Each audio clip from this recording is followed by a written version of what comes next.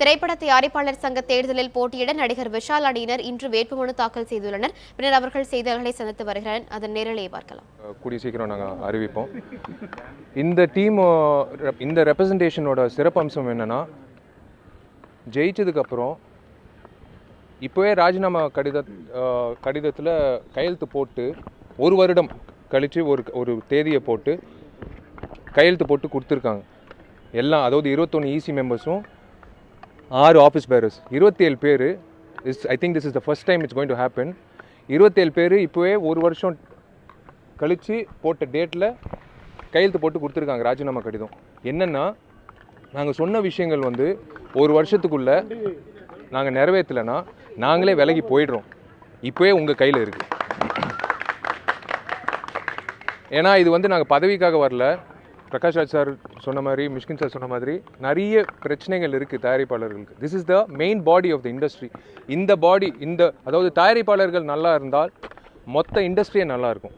அந்த நோக்கத்தில் தான் எல்லாரும் இன்றைக்கி Gnanavel, Gautham, Pandiraj, all sectors, not just இப்போ நான் ஒரு நடிகனாக எங்கிட்ட பேசலை, ஒரு தயாரிப்பாளராக நான் பேசிகிட்டு இருக்கேன்.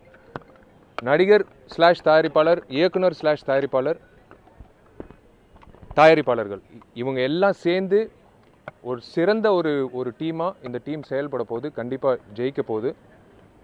என்னோட நாமினேஷனுக்கு கண்டிப்பாக ஒரு சர்ச்சை மறுபடி உண்டாக்குவாங்க. அதையும் நான் சண்டை போட்டு, ஏன்னா மறுபடியும் அந்த பதவிக்காக இல்லை, ஒரு விஷயத்துக்காக குரல் கொடுக்குறோம் எல்லாரும். அது நிறைவேறுற வரைக்கும் நாங்கள் ஓய மாட்டோம். அது எந்த தடைகள் வந்தாலும் கண்டிப்பாக அதை அடித்து நாங்கள் கடைசியில் எலெக்ஷனில் நின்று ஜெயிக்க போகிறோம். But all resignation letters first time this team has given before assuming office.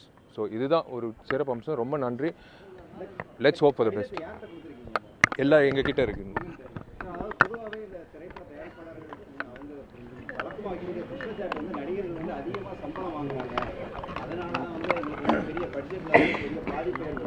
இல்லை அதுதாங்க, அதே ஆமாம்.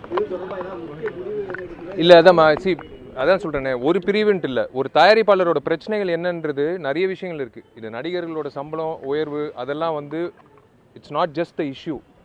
தேர் are so many other issues. We have to address it. பதவிக்கு வந்தால் தான் இந்த இஷ்யூஸ் எல்லாம் அட்ரெஸ் பண்ணி இதுக்கு ஒரு நல்ல தீர்வு காணணுன்னா நாங்கள் பதவிக்கு வந்து தான் ஆகணும். அதனால தான் நிற்கிறோம் எலெக்ஷனில். ஏன்னா வெளியிலேருந்து குரல் கொடுத்து ஒன்றுமே நடக்கலை 2 வருஷமாக.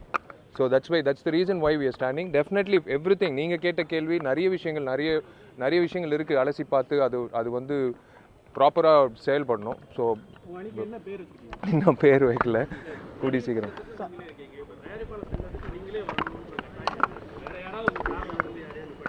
இல்லைங்க, அதான் சொல்கிறேன், நான் திரும்பவும் சொல்கிறேன், இது ஆமாம் எங்களோட ஆசை. எல்லாரும் ஆசைப்பட்டு ஃபோர்ஸ் பண்ணோம். அந்த ரீசனால தான் இவர் வந்திருக்காரு. Actually from the beginning is not interested. நாங்கள் தான் அவரை ஃபோர்ஸ் பண்ணி, நீங்கள் நின்னாதான் எங்களோட இந்த குரல் எல்லா இடத்துக்கும் எதிரொலிக்கிறதுக்கு உங்கள் பர்சனாலிட்டி தேவைன்னு ஃபோர்ஸ் பண்ணி.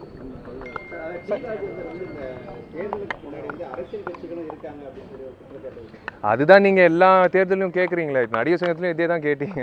தயாரிப்பாளர் சங்கத்திலும் எல்லா கட்சி சார்ந்தவங்களும் இருக்காங்க. அது நம்ம ஒன்றும் பண்ண முடியாதுங்க. That is different. அவங்க எந்த அரசியல் கட்சி சார்ந்தவங்க இருக்காங்களோ அது வேறு. ஆனால் ஆஃபீஸ் பேரராக இல்லை EC மெம்பராக வரும்போது இந்த தயாரிப்பாளர் சங்கத்துக்கான அந்த விஷயங்கள் தான் அவங்க செயல்படுவாங்க.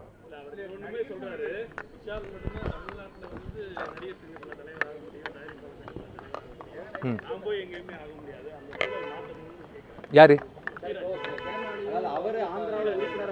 டி ராஜேந்திரன்.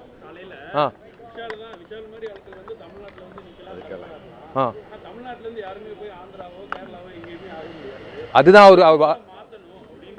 இல்ல, அதாங்க என்ன எனக்கு புரியல. அது ஒரு அம்மா போய் நிக்கலாமே, எங்க போய் வேணாலும் நிக்கலாமே. என்ன அரிசி எதுக்கு இனத்தை பார்டர்ஸ் எடுத்துட்டு வரீங்க? ஏன் தேவையில்லாத? அது தேவையில்லாதது அவர் சொல்றாரு, அவங்க சொல்லிட்டு போறாரு. விட்டுருங்களா? வேணாம், விட்டுருங்க. கௌதம் வந்துட்டோம்.